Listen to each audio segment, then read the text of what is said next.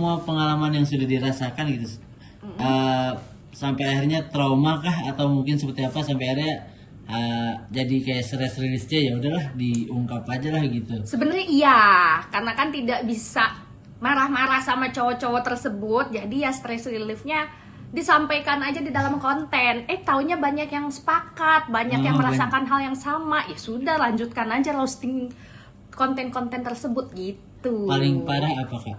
Traumanya? Traumanya sama pacar gitu atau PDKT-an gitu. ya, kalau sama pacar atau PDKT ya paling traumanya dimanfaatkan, baik dari sisi materi maupun yang lain-lainnya, karena saya ini tipikalnya orang yang udah bucin. Kalau udah satu tapi nggak tahu kalau sebenarnya ini lagi digoblok-goblokin gitu, lagi dibodoh-bodohin. Terus kayak ya pernah kayak ada unsur KDRT juga, hampir ditusuk, digebukin, apalah semua itu udah dirasain, mobil dihancurin juga udah pernah ngerasain. Cuman perkara ini laki nggak terima diputusin gitu. Makanya sekarang kayak yang udahlah, udah lelah gitu kan. Sampai didukunin juga pernah. Serius? Ya Allah, sumpah, nggak boleh nyebut Tuhan ya. Pokoknya sumpah pernah ngerasain yang namanya didukunin. Jadi yang namanya mistis-mistis itu real, beneran ada di Indonesia. Karena Indonesia ini kental ya dengan kayak gitu-gitu. Makanya sekarang tidak mau membalas perbuatan orang tersebut, cuman ya didoakan aja semoga menjadi lebih baik. Dan kalau kita ngebalas kan nanti balasannya ke kita lagi. Jadi ya udah, stop di situ aja, let it go gitu. Itu bisa tahu didukunin gimana tuh Kak? Dan apa itu? Kena case-nya masalahnya karena apa sih atau seperti apa? Contoh kecilnya kayak di apartemen nih. Ini kan apartku ini tidak ada balkon ya sistemnya. Masa sih bisa tiba-tiba ada ular hitam? Satu. Kedua, aku punya kucing, beberapa kucingku ini matinya dengan yang nggak wajar, baru beli tiba-tiba mati. Dokter aja tidak bisa mengindikasi ini tuh kena virus atau apa, kecuali memang ini kucing kena virus. Cuman kan ini enggak, dan kematian itu tidak wajar. Jadi sudah ada 2 kucing lah yang menjadi korban. Akhirnya kucingku yang terakhir nih yang paling kuat gitu.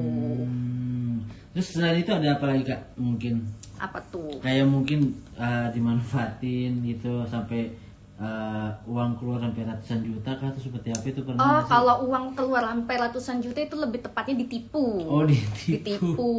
Ditipu oleh beberapa oknum yang nggak perlu saya sebutkan oknumnya ini siapa, yang jelas ini orang jahat, gitu kan, memanfaatkan situasi. Bahkan orang ini bukan pacar ataupun PDKT ya, padahal papa saya ini percaya sama orang ini, tapi dia ini menyalahgunakan kepercayaannya, malah hampir memperkosa saya. Bukan cuma materi aja.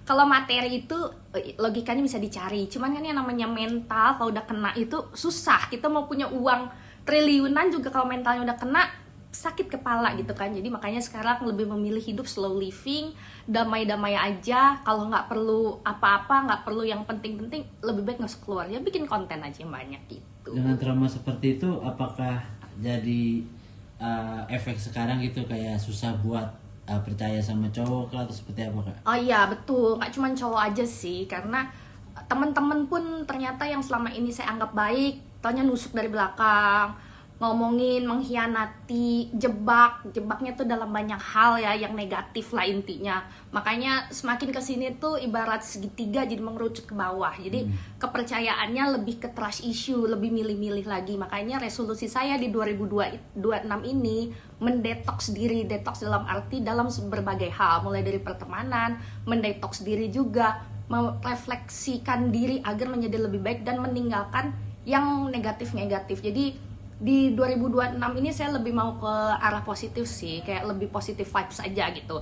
Karena kita ini hidup nggak mungkin nggak ada yang ngehujat, nggak mungkin semua ini bisa suka sama kita gitu kan. Jadi karena saya cuman punya 2 tangan ya, jadi cukup tutup kuping kanan kiri aja. Kalau ada yang ngomongin terserah, karena saya nggak makan dari dia juga bukan orang tua saya, bukan keluarga saya, jadi don't care gitu.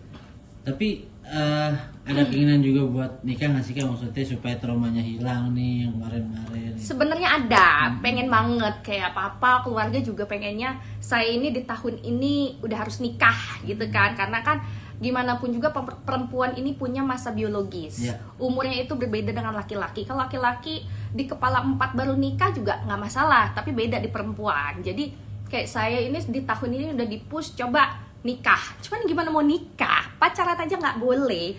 Dekat sama cowok dikit, langsung kayak wah papa ini udah panjang kali lebar kali tinggi. Jadi ya sudah, sekarang kayak let it flow aja, jalanin aja.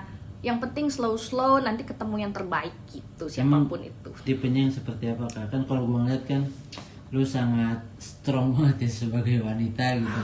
Nggak mudah gitu buat meluluhkan hati dari Ratu Azalia ini. Seperti apa Kak cowok yang kriteria tuh yang pengen gitu? Yang jelas seiman ya, udah pasti. Kedua, bertanggung jawab, family person.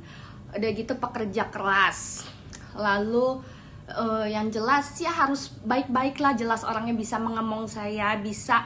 Karena kan kalau perempuan sudah menikah itu menjadi tanggung jawab suaminya nanti, udah bukan tanggung jawab ayahnya lagi. Jadi ya semoga siapapun itu nanti jodohnya yang terbaik lah. Walaupun papa saya ini kriterianya banyak ya. Ya intinya siapa yang paling cepat berani ketemu papa saya itu pemenangnya gitu. Yang dapat ACC ya udah nikah gitu. Oke. Tribun X sekarang menghadirkan lokal menjadi Indonesia.